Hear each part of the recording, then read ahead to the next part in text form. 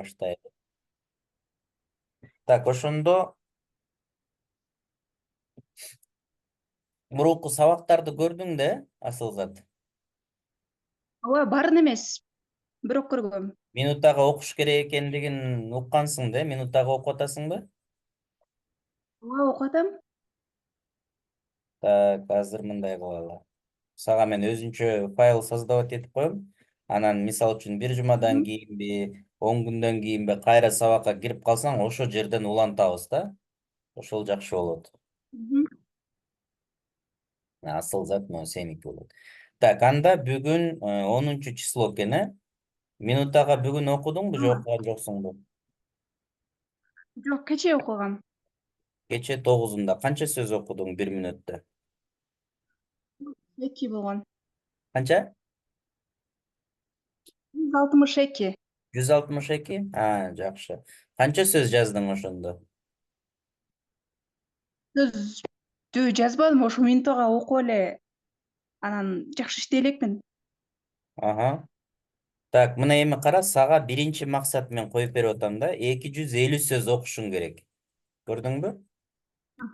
11 класстар 250 сөз окумайынча баягы эме да, ой жүгүртүүсү өзүнө баягы дал келбейт дегенде эмне жакшы иштебейт да, ачыла элек.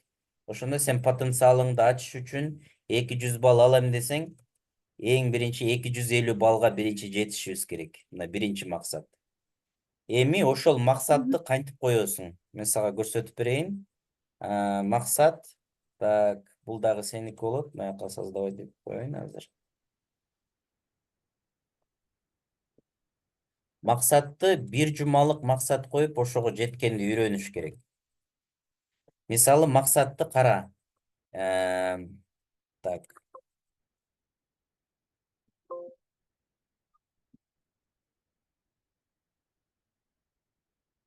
Максат мындай болот. 250 балл, 250 сөз минутасына окуйм десең, мына бүгүнкү число эң биринчи максатка ат коюлат да. Мисалы, мындай кыласың. Канча күндө? Мына 250 сөз мүнөтүнө окушуң керек. Көрдүңбү, максатта эмне бар? Цифра бар. Сөзсүз цифра болуш керек да. 250 сөз минутага окушум керек. Анан максат болуш үчүн акыркы мөөнөтү болуш керек. Ошондо өзүңө канча убакыт бере аласың? Мисалы, өзүң канча убакытта 250 сөз окуп калам деп ойлойсуң мүнөтүнө? Микрофонду күйгүзүп кой, өчүп калды. Өчүрбөй эле туруп пока биз иштеп бүткүчө. Асылзат, микрофонуң өчүп калды, сени уккан жокпуз. Мен билбейм, ушул 10 же 15 күнүн аралыгында 250 жетем деп ойлойм. Над собой жакшы иштейм мен. 15 күн болсо, мисалы бүгүн 10 болсо, точный мага датаны айт. Кайсы датага сен 250 сөз окуйсуң? Мен 23 күнү 250 сөз окуйм. Буюрса, мына ошентип максат коюп атабыз да азыр. 23 дейсиң. Так, 23-чү. 23-чү. Август. Август бу? Июль. Июль, э? Июль. Значит, максат, так максат болуш үчүн 2 шарт аткарылыш керек да. Биринчи, так болуш керек, что максатка цифра коюлуш керек. 10 килограммга арыктайм, 250 сөз окуйм, китептен 500 парак окуйм деген, 3 китеп бүтүрөм деген сыяктуучу. Анан сөзсүз акыркы мөөнөтү болуш керек. Желательно максатты биз кыска койгонго үйрөнүшүбүз керек да. Мына кара, бул жерде 7 күндүк максат турат, э? Бир жумалык. Ошондо кел, 250 сөз болсо, 23-үнө чейин болсо, канча күн болуп атат? Кел санайлычы. 23-төн 10-ду кемитсем, 14 күн болот экен, э? 14 күн болсо, сен азыр бүгүн 160 сөз окуп атасың, э? Анда 7 күндүн ичинде канча сөзгө жетишиң мүмкүн? 7 күнүн ичинде 190 болом, буюрса. 190, ошондо мо 250-нү сен өзүнчө башка максат коюп кой. А биз болсо бир жумалык могу жерде 190 сөз болот деген максат коюп коебуз да. Ошондо акыркы мөөнөтү кийинки бир жума болгондо мына 7 күн дейли. 1, 2, 3, 5, 6, 7. 16 числого жетишиң керек экен уже. Мына уже конкретный цифраларыбыз бар. 200 балл алам деп атасың, ушинтип кичинекей шагтан башталат да. Эми могу дата деген жерге бүгүн 10 число, 10.07. Андан кийин 10 болсо мына 16-июльга чейин болду. Анан могу күн деген. Муну сен өзүң, мен сага жасап берип атам. Өзүң баракка жакшынакай кылып жасап, анан күнү бүгүн кайсы күн болуп атат? Экинчи күнбү? Бүгүн шаршемби, 3-күн болот. 3-күнбү бүгүн, э? 3 күн экен. Значит, 3 күн дейсиң. Анан могу күндөрдү мен түшүндүрүп берем эмне үчүн. Себеби 6 базар күнгө туура келгенде дагы биз сааттарыбыз, бош сааттарыбыз өзгөрүшү мүмкүн да. Ошон үчүн күндөр сөзсүз жазылыш керек. Максат койгондо мына биринчи так максаттын өзүн аныктап алыш эле уже чоң иш да. 190 сөз мына. Бул максатты койбосоң жүрө бересиң. Анан экинчи мөөнөт экен. Эми время дейт. Мисалы үчүн бүгүн 10 июль саат канчада ушул китеп окууга убакыт бөлөсүң? 10 июль Бүгүн да азыр сабак мына бүгүн саат 8:20 болду уже. Бүгүн дагы убакыт бөлөсүңбү китеп окуганга?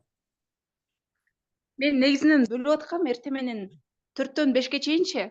Эртең мененки ушул дегенден ошондо даярданып аткам. 4-төн 5ке чейин, Макул. Бирок бүгүн азыр дагы кечке чейин убакыт бар да. Бүгүнкү күн коюлуп калды. Ошондо эмне кылабыз? Бүгүн убакыт бөлөсүңбү? Ооба, бүгүн бөлөм. Кечки Бүгүн 11ден 11де. 23-төн канчага чейин?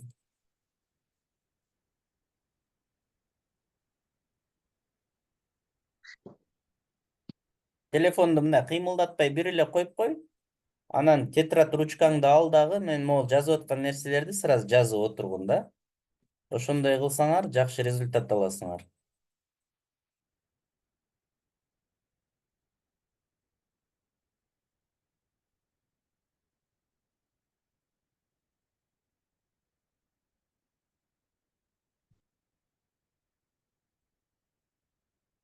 Так, интернет чыгып кетти окшойт, э?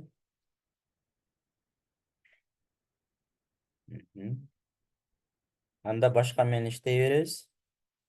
Асыл зат менен кийин иштейбиз эndi. Так. Пользователь Zoom дейт. Атың ким? Жазып койчу бияка, көрүнбөй атат.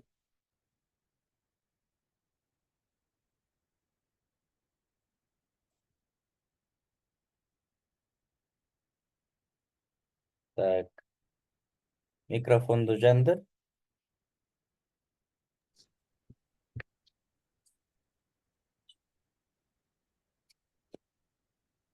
Саламатсызбы агай?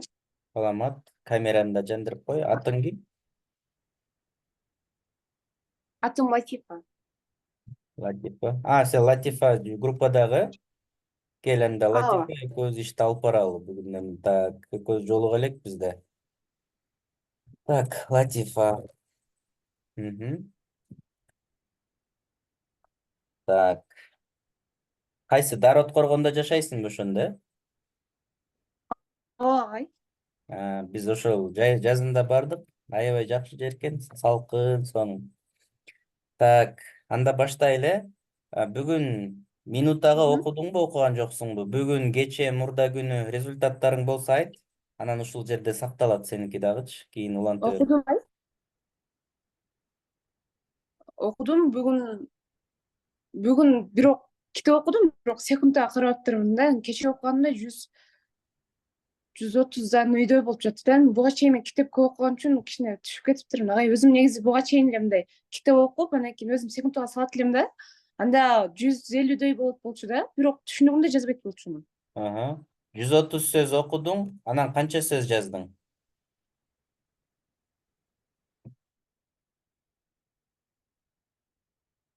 Жеткен сөз жаздым да. Канча? 60 сөз жаздым агай. 60, Бул кече күнү, мурда күнүчү?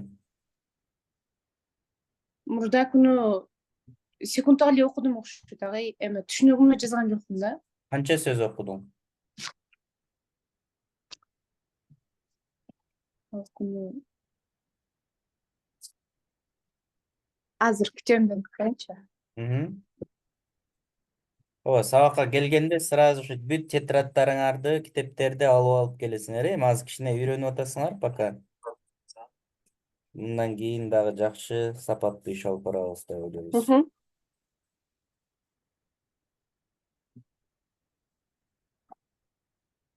Калган окуучулар көрүп, Анда мен 100 окуучулар менен иштеп атам го, ошондой өзүңөргө суроо берип, өзүңөр ушуларыңарды даярдагыла, макулбу? Очередь менен кенен иштейбиз, шашпай, что ар бир окуучуга точный мен мактап, 143 окуп задание турмун агай. бергенче иш алып барабыз да. Так, канча болуптур?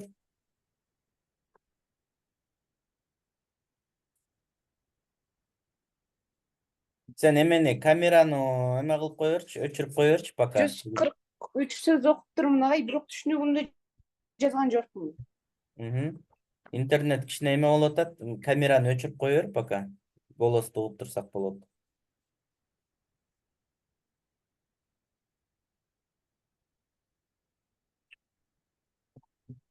Так, хорошо, эми мындай кылалы, э? Так.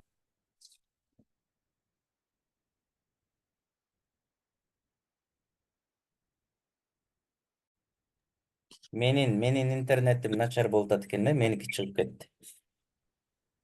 Так, угулуп атабы, э? Кайра, Латифа, улантабыз. Угуп атасың? Ооба агай. Так, жакшы. Анда мындай Ооба, угуп атабыз агай. 140, 130 сөз бул 4-үнчү класстын деңгээли болот да. Мына сенин максатың 250. Бардык мына угуп аткан окуучулар уккула 250 сөз окушубуз керек 11-чи класстар. 250 сөзгө жетмейинче эс албагыла. Ортодон 200 балл эмес, анын эси дагы жолобойт да силерге. Ошондуктан бүгүн дагы окуйсуң, мына максат коебуз сен менен. Максатты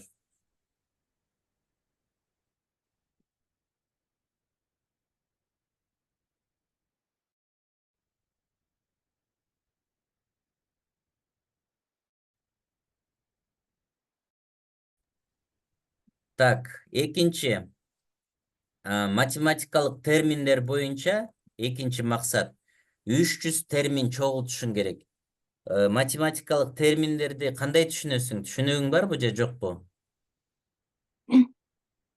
Бөлчөктөр багай. Ооба, бөлчөк дагы? Теңдемелер. Ооба, бөлчөктөр, ошо темалардын баардыгы кире берет. Теңдеме, рациалдык сан, натуралдык сан. Муну кантип чогултасың? Биз негизи буга чейин эме 10-чу класста январда биз эме кыска окуганбыз го, ошодон маалымат алып эми чогултсам болот. То есть мындай кыласың да, библиотекалардан же болбосо, мүмкүнчүлүк болсо, башка математикалык мына 5-чи класс, 6-чы класс, 7, 8, 9-чу класстын китептерин таап алышың керек. Ошонун ичиндеги ар бир математикалык сөздөрдү түшүнөсүңбү, түшүнбөйсүңбү, ошону анализ кыласың да. Мисалы мен буруш бөлчөк айландыргыла десем, буруш бөлчөк деген эмне экенин мындай түшүнүк мээде болуш керек да. Ошондуктан терминдерди чогултабыз. Мына бүгүнкү күнгө сен азыр канча терминдерди айтчы, мен бир санайын кана.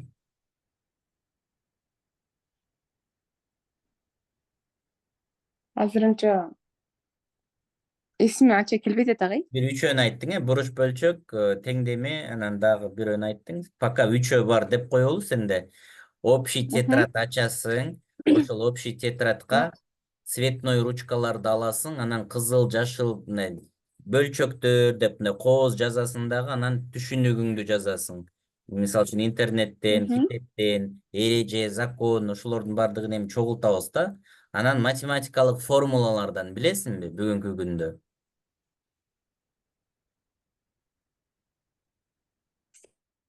Формулаларды билем азыр, мындай көп кайталаган үчүн мындай сразу мен бир моментально эсиме кирет да, кайра кийин аны колдонбосом чыгып кетет да. Негизи бир кайталасам формулалар эле Значит, билет азыр болчумун. жок, Значит, азыр жок формула. Ооба. Пока 0 деп коелу. Мына сенин көрсөткүчтөрүңдү мына карап, ушулардын 40 формуланы жатташың керек экен. Көрдүңбү?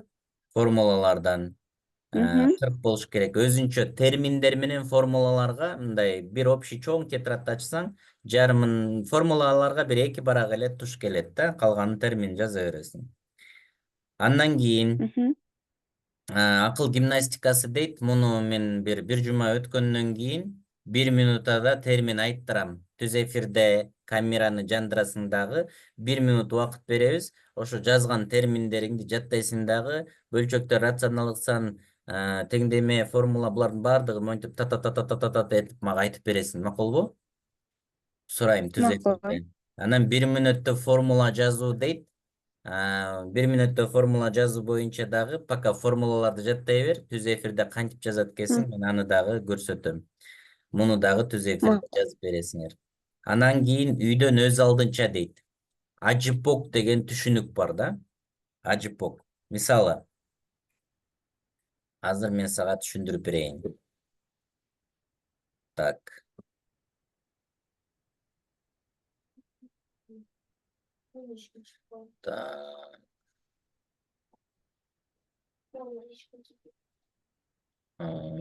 Так.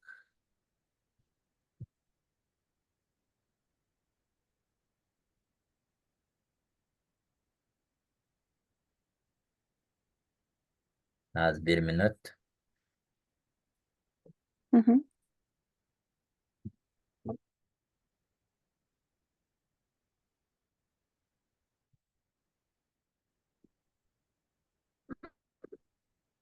Ажипок дегендин чечмелениши адам, жаратылыш, предмет, проблема, окуя, кубулуш деп чечмеленет. Бул Гапар Мадаминов агайыбыздын Акыл эмгегинин маданияты деген китебинде берилет да. Бизде математика китепте дагы мына ушул киргизилген. Жакшы эле көрүнүп атабы сага?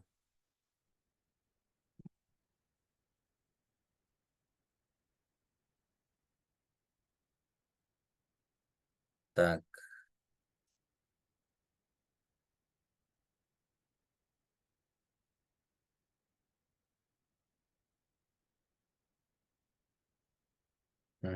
Микрофонду жандыра бер. Сен чыгып кетти окшойт. Интернет иштей калды, ага кирдим. Көрүп атасыңбы досканы? Ага, көрдүм. Мына ушуну ажипок деп коет, чечмелениши адам, жаратылыш, предмет, окуя, кубулуш. Эми мисал үчүн бөлчөктөр деген темасына баштадык дейли экөөбүз, Мына эмне кыласың? Бөлчөк деген теманы изилдешибиз керек. Бул ишти өз алдынча изилдейсиң. Мисал үчүн биринчи аты. Мына биринчи параметр көрүп атасыңбы? Аты. Көрүнүп атабы же өтө эле кичинекей болуп кеттиби? Жок, көрүнүп атат ага, жакшы эле. Жакшы эле. Ошондо биринчи бөлчөктүн аты дейсиң. Бөлчөктүн канча варианттары бар мисалы? Окуучулар өткөндө тапты, эмне сандар дейт бөлчөктү. Бузук сандар, бирдеме Египетте дагы аталган аттары бар да. Мына анан заты, бөлчөктүн заты эмне? Заты десек, бөлчөк цифралардан турат, бөлчөк сызыгынан турат. Келип чыгышы мына 3-чү суроону берип атабыз да. Суроо бергенди үйрөнүп, ушуну өзүң суроолорду берип, ошого жооп тапканды үйрөнөсүң. Бөлчөк кайерден келип чыккан? Интернетти эми туура колдонгонду үйрөнөсүңөр да. Бөлчөктүн келип чыгыш тарыхын окуйсуң. Андан кийин структурасы экинчи. Бөлчөк кандай структура, эмнеден турат? Анан 5-чи белгиси дейсиң. 6-чы касиетин, мазмуну, мүнөзү. Мүнөз тирүү адамдарга тиешелүү, бирок ушинтип изилденебиз да. Анан байланышы, бөлчөк эмне менен байланышкан? Мына ушуга жооп берип көрчү. Бөлчөк. Дароо жооп бериш кыйын, ошондо үйдөн отуруп аласың дагы, отуруп ойлоносуң, эмне менен байланышкан. Интернеттен издейсиң, турмуш менен байланышкан. Бөлчөк бизге керек, мына негизи, келип чыгышы, кара, максаты, эмне максатта биз бөлчөк жок эле жашай берсек болбойбу деген суроону коесуң. Багыты, мына кара, 13, 14 пайдасы. Пайдасы. Ушул муну мен жөнөтүп коем, ушул 37 параметр менен изилденесиң. Мына ошондо сенин логикаң ойгоно баштайт.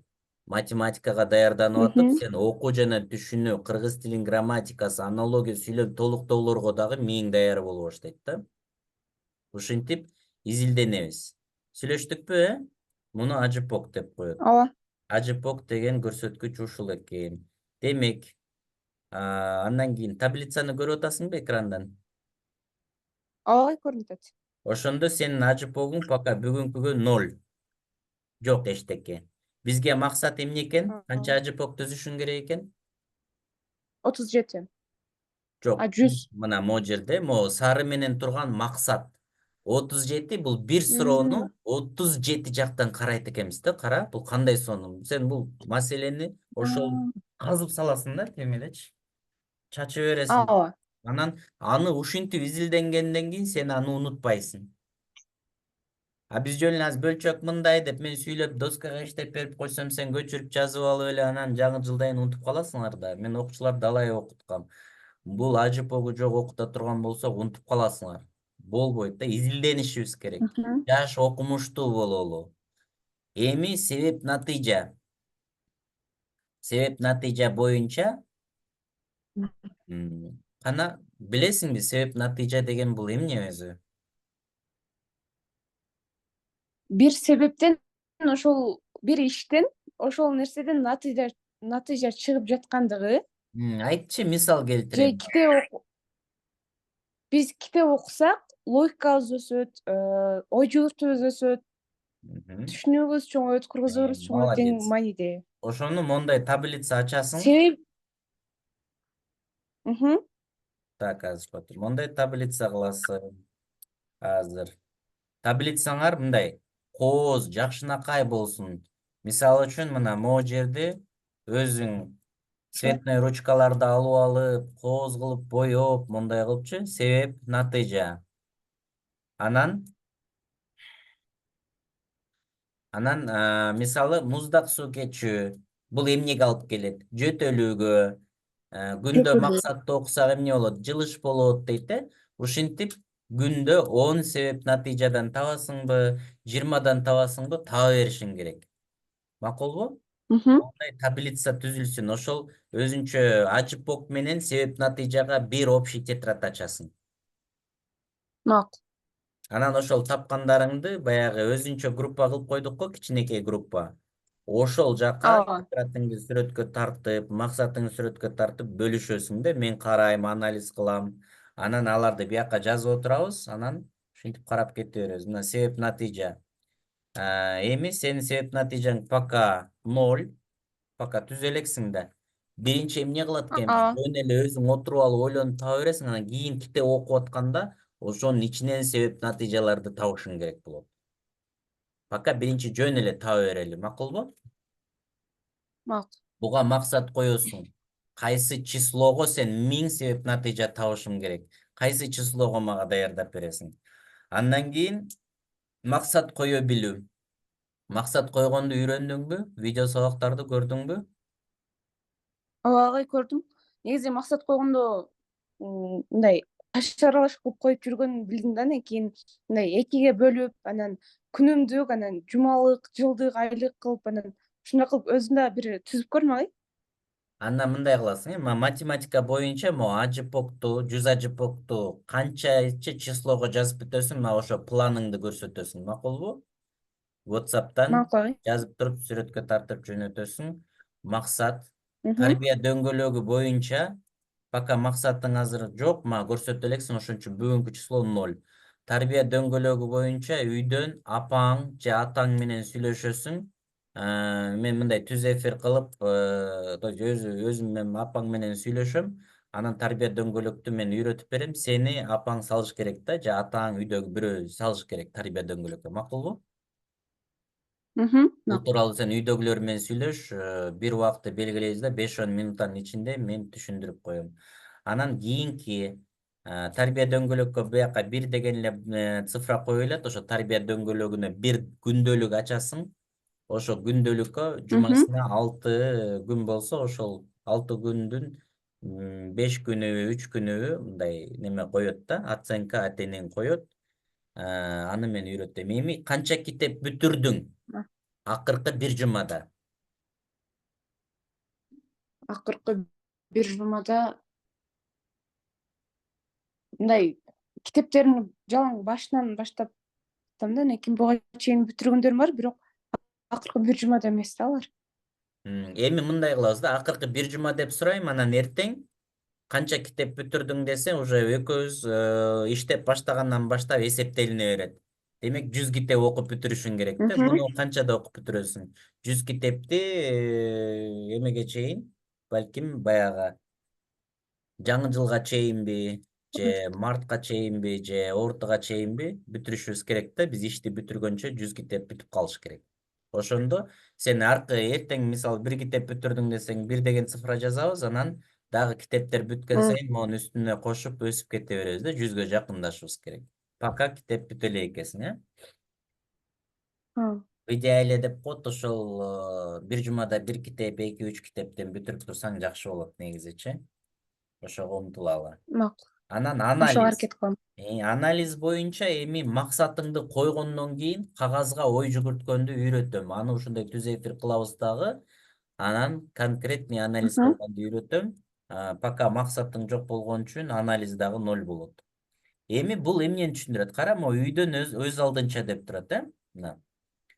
Могу сеники бардыгы 0 болуп калды, көрдүңбү? Ушул 0 бул тамыр да, дарактын тамыры. А могул жак болсо бул мөмөсү болот. Анан биз ушуларды, мөмөлөрүбүз гүлдөп, даамдуу болуш үчүн могу тамырды сугарышыбыз керек да, көрдүңбү?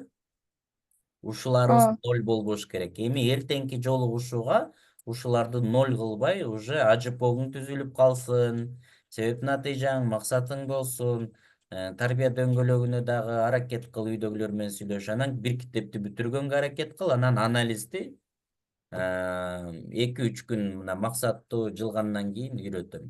Анан могул тамырын биз могул цифраларыбыз канчалык могуга жакындаган сайын эме болот да. Тарбия дөңгөлөгүн деле эме кылып койсок болот экен, ошондо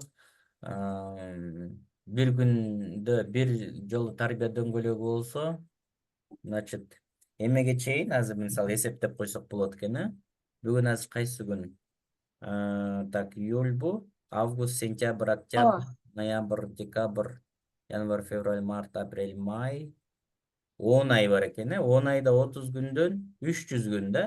Ошондо тарбия дөңгөлөгүнөн 300 болуш керек экен деп максат мону коюп койсок болот да. В идеале 300. Ошондо ар бир күндө тарбия дөңгөлөккө салынып атат деген сөз да, оценка. Эми бул тамырын биз сугаргандан кийин могу жак максаттар могу жакка жакындагандан кийин сен 200 балга жакындай баштайсың да. Аны болсо пробный тест тапшырып, ар бир тесттерди, предметтерди, баягы темаларды тапшырып, анан ошондон анализ кылып, анан иштей беребиз. Сүйлөштүк, Так.